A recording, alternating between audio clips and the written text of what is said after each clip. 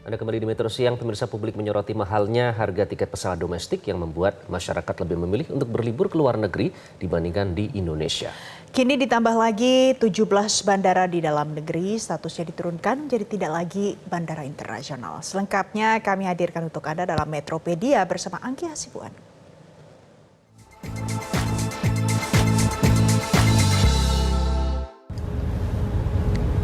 Pemirsa, beberapa bandara di Indonesia sekarang turun level. 17 bandara statusnya sudah tidak internasional lagi dan kini cuma bisa melayani domestik. Alasan pemerintah karena sepi dan juga menggerus devisa. Saking sepinya penerbangan internasional, katanya hanya ada beberapa kali penerbangan ke luar negeri, bahkan ada yang sama sekali tidak memiliki layanan penerbangan internasional. Makanya Kementerian Perhubungan kemudian melakukan evaluasi besar-besaran terhadap 34 bandara internasional di Indonesia yang dianggap beroperasi kurang optimal. Beberapa bandara internasional yang ada hanya melayani penerbangan jarak dari atau ke satu atau dua negara saja. Sehingga kalau dirampingkan bandara internasional di Indonesia, menurut Kementerian Perhubungan, ini bisa mendorong sektor penerbangan nasional yang sempat terpuruk saat pandemi. Aduh. Ya. Nah, pemirsa, gawat nih. Oke, biarin aja deh. Rusaknya ya lumayan lah ya. Tapi, pemirsa, saya harus kabur dulu karena rusak. Nanti kita akan kembali ya. Saya akan pergi dulu. Pemirsa, kita lanjut lagi ya, bahas turun level bandara internasional. Terus kalau statusnya diturunkan jadi domestik, dampaknya apa? Ya berarti ini tidak ada rute penerbangan komersil internasional di situ. Nyangkut pemirsa. Kita lanjutin ya pembahasannya. Jadi kalau Anda mau keluar negeri, berarti harus terbang melalui bandara yang ada internasionalnya. Misalnya, kalau dari Pontianak dulu bisa langsung ke Kuala Lumpur. Ntar saya dulu nih, serem pesawatnya. Nah, sekarang harus terbang dulu ke Balikpapan atau Jakarta baru kemudian ke Kuala Lumpur. Kementerian Perhubungan bilang, selama ini sebagian besar bandara internasional hanya melayani penerbangan internasional ke beberapa negara tertentu saja dan bukan merupakan penerbangan jarak jauh, sehingga hub internasional justru dinikmati negara lain.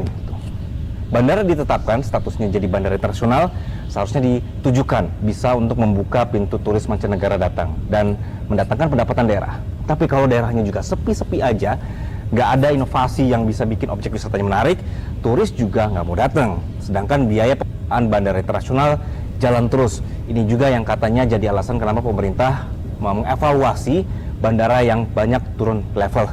Saya pindah pesawat dulu kalau gitu, pemirsa.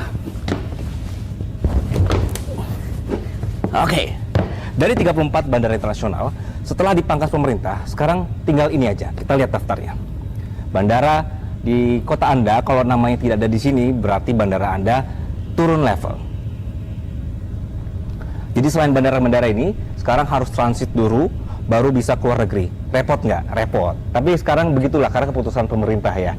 Ini pun sudah pasti banyak kritik yang bermunculan. Dampak yang paling berasa adalah biaya perjalanan jadi nambah. Kalau biasanya sekali terbang langsung ke luar negeri, sekarang nambah jadi terbang dulu ke kota yang ada bandara internasionalnya. Belum lagi PR pemerintah soal harga tiket pesawat domestik tinggi yang juga menjadi sorotan. Saya balik ke bandara dulu ya pemirsa.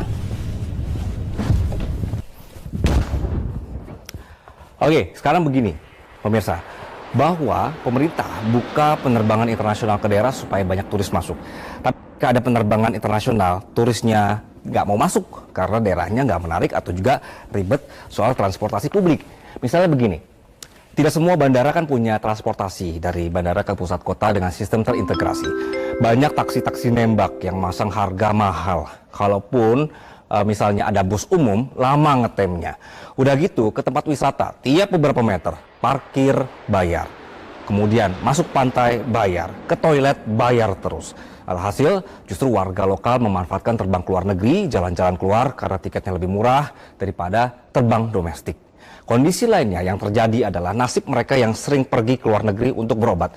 Yang misalnya dalam terbang atau sekali terbang sudah bisa sampai ke tujuan, kini mereka harus transit dulu, nambah lagi biaya dan nambah lagi waktu.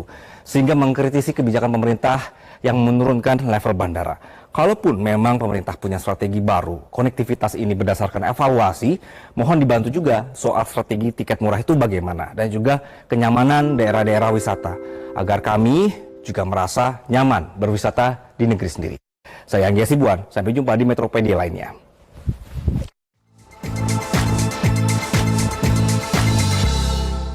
Jelajahi cara baru mendapatkan informasi. Download Metro TV Extend sekarang.